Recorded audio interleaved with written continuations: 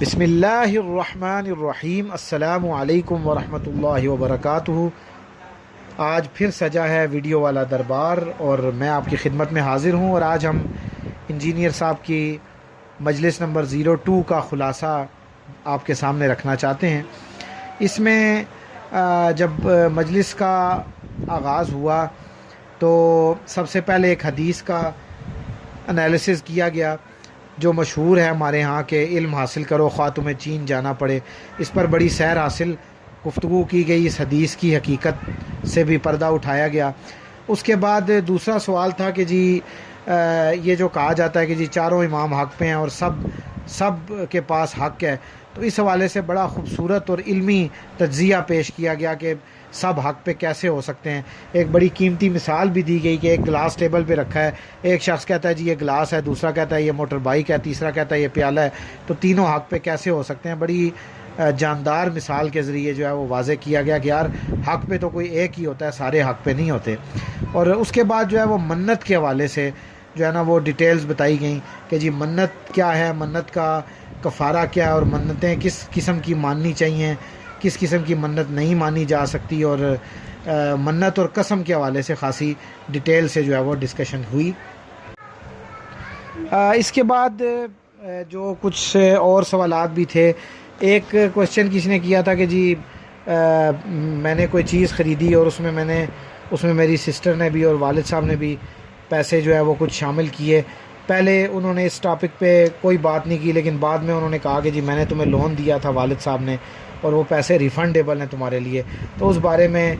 وہ انہوں نے پوچھا تھا کہ کیا میں یہ کہہ سکتا ہوں کہ یہ بات پہلے نہیں طے ہوئی تھی، یا مجھے والد کا جو ہے وہ جو انہوں نے کہا کہ جی یہ قرض تھا اور مجھے لوٹاؤ، تو یہ ان کا کہنا جو ہے وہ ایکسیپٹ کرنا پڑے گا۔ یہ بھی ایک کوشچن تھا۔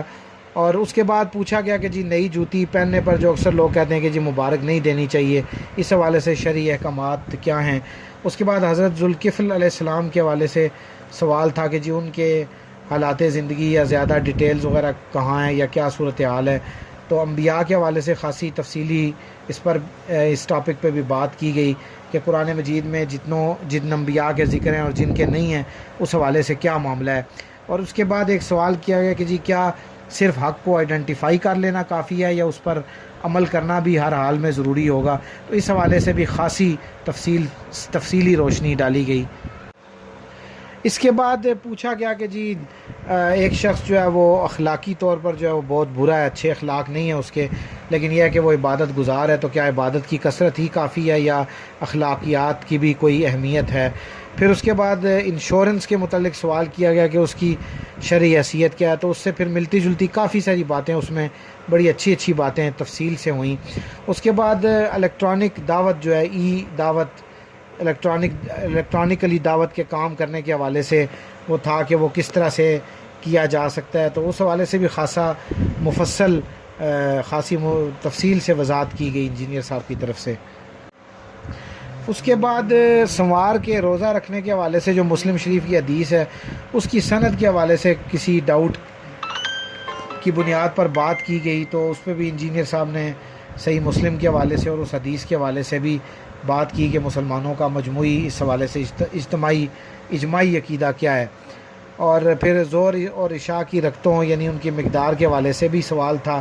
فرض نماز کے متعلق بھی کوشچن کیا گیا، پہلی مجلس میں بھی اس سے ملتا جلتا سوال موجود تھا، تو بہرحال ان تمام باتوں پر بھی تفصیلی اظہار خیال کیا گیا۔ اس کے بعد فجر کی سنتوں کے حوالے سے بات کی گئی کہ اگر رہ جائیں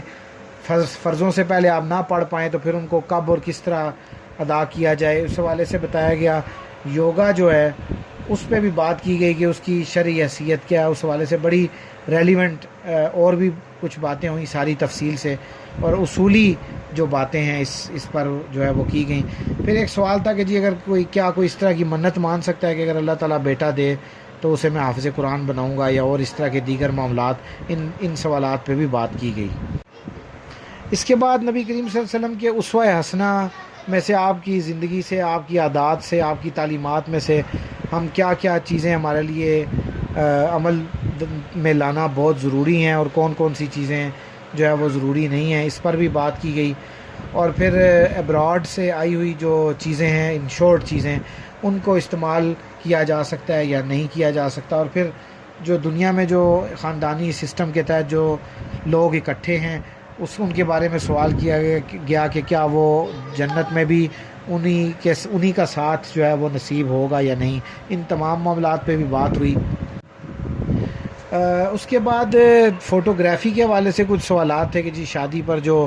ویڈیوز اور تصاویر بنائی جاتی ہیں وہ کوسچن بھی انٹرٹین کیا گیا. اور اس کے بعد قبر کے اوپر مٹی ڈالنا یا میت کا چہرہ دیکھنا ان کی شرعی حیثیت کے حوالے سے بھی گفتگو کی گئی. اور اس کے بعد ایک یہ بہت اہم سوال تھا کہ حالت جنابت میں آپ ذکر کر سکتے ہیں یا کسی چیز کو چھو سکتے ہیں یا اس کی وہ جو نجاست ہے وہ کس طرح کی ہے, اس پر خاصی ڈیٹیل سے بات کی گئی. حضرت علی المرتضیٰ رضی اللہ تعالیٰ عنہ کے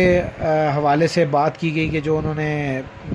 خلیفہ اول کی بیعت میں 6 ماہ کی تاخیر کی تھی, 6 ماہ تک بیعت نہیں کی تھی, اس پہ بات کی گئی.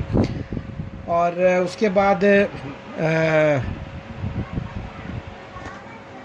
فرض نماز کو بار بار رپیٹ کرنے کے حوالے سے بھی ایک سوال تھا, اس کو بھی انٹرٹین کیا گیا. اور انتہائی ضروری معاملے میں اگر کوئی ضروری کام پڑ گیا کہ رشوت دینی پڑ جائے تو اس حوالے سے بھی ایک کوسچن کو انٹرٹین کیا گیا. اس کے بعد فجر کی نماز, فرض نماز کے بعد سورج نکلنے سے پہلے کوئی قضا نماز پڑھی جا سکتی ہے نہیں, اس حوالے سے بات کی گئی. غض بصر یعنی نظروں کی حفاظت کی اہمیت کے حوالے سے بھی بات ہوئی. اور اس کے بعد یہ بات کی گئی, ایک سوال کو انٹرٹین کیا گیا کہ جی دولت جمع کرنا یا اچانک محنت کے بغیر کسی طرح سے کوئی مال ہاتھ میں آ جانا یا کسی بزنس میں سلیپنگ پارٹنر بننا یا ذخیرہ اندوزی وغیرہ, ان تمام معاملات پر بھی مفصل اظہار خیال کیا گیا.